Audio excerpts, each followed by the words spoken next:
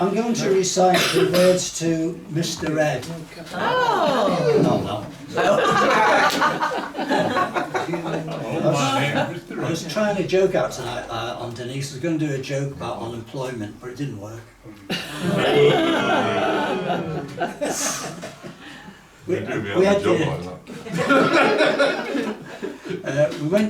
Denise and I went to an award ceremony last night in Glossop. It was an award ceremony for community groups, and the winner of the community group title itself was the local food bank, of which I'm a trustee and also do work for them as a lawyer. And of course nobody knows what lawyers do they? But lawyers were put on the earth so musicians would have someone to look down upon. I always sum it up, how many lawyers does it take to change a screw-in light bulb? And it only takes one, but they just stand there like that because they believe the world revolves around them.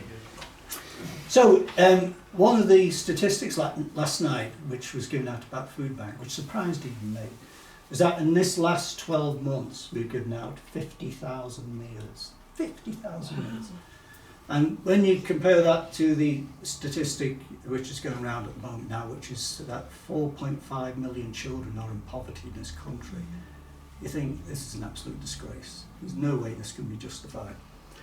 But that then today took me on to thinking about the evolution of the welfare benefit society and the NHS in this country. Now in 1883 in Germany, the Germans introduced their own welfare and health service. Now remember in the 1880s we were just introducing the Poor Law Amendment Act, so we were bringing in the workhouses. So sharp contrast to that. When the First World War broke out in 1914 and obviously ended in 1918, there were big concerns after the Russian Revolution in 1917 that effectively they'd armed people who might come back and there might be a revolution here. And that was such a concern that in 1911, when there were protests in Liverpool, Glasgow and other cities, that the then Home Secretary sent a gunboat up the Mersey. The Home Secretary was Winston Churchill. So there was the concern that when people came back from the First World War in 1918, because they'd come back to squalor, that there might be, as I say, a revolution. And don't forget, 1926 we had the first general strike, and 1926 we had the War of Independence in Ireland. Okay, so things were volatile at that stage. So one of the things which has also been talked about is the amount of diagnosis of mental health in people, and mental health problems. But the statistics don't bear that out. The statistics suggest that there's underdiagnosis, but there's an over-medicalisation, there's too many prescriptions, and people become addicted to the drugs. Something which happened in the United States, when really the evidence suggests that mental health issues are rational responses to real-life problems, like housing problems or insufficient monies to actually achieve housing or even join in social integration or feed your kids, hence the 50,000 meals which were given out last year. So what we need to do is look at the social issues which are affecting people. So what I thought I'd do today is write a poem which reflects how the NHS and welfare state was introduced in this country, and some of the barriers to it and the protests which were around it. And what should we leave our children now? And I think we should leave them a society which cares, which is something which Aaron Bevan, who aided in support and set up the NHS service with Attlee and others, actually said that's the mark of a civilised society. How do we treat sick people and people who fall on hard times? So this is simply entitled NHS stroke welfare. 1918, the end of the First World War. Weary, defeated soldiers returning to no land fit for heroes, asking what had it all been for.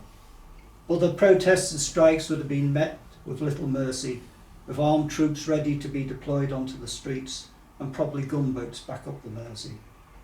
Reel forward to 1945, the end of World War II, the same question, a case of déjà vu.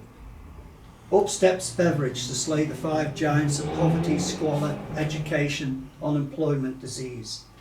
And Bevan, with a vision and a plan, a universal healthcare service free at the point of need for every child, woman and man. His rallying cry, people will live who otherwise would die. I remember my father telling us tales about the days before the NHS prevailed, when poverty and ill health themselves prevailed, when living or dying and the state of your health all depended upon the amount of your wealth. Health is a right, not an item for sale. For profit and gain, we're not simply pawns in a game. Don't be fooled, as in the US there is a rising personal medical debt. If you're not rich, you'd better beware. You may never receive proper medical care. We live in the 5th largest economic state, but are constantly told we can't afford education, social housing, childcare, pensions, welfare. There's a permanent wolf at the gate. A system deliberately put beyond repair, burdened with a politics and a state of despair. But history spins as if on a wheel. The healthcare so fought for, don't let them steal. Let's leave our children and their children a state which really cares. No need for the question our forebears bore, for they'll know for themselves what the fight has been for. Let's not succumb to a health service torn at the seams, for a society is not civilised if it denies care for a want of a person's means. Thank you.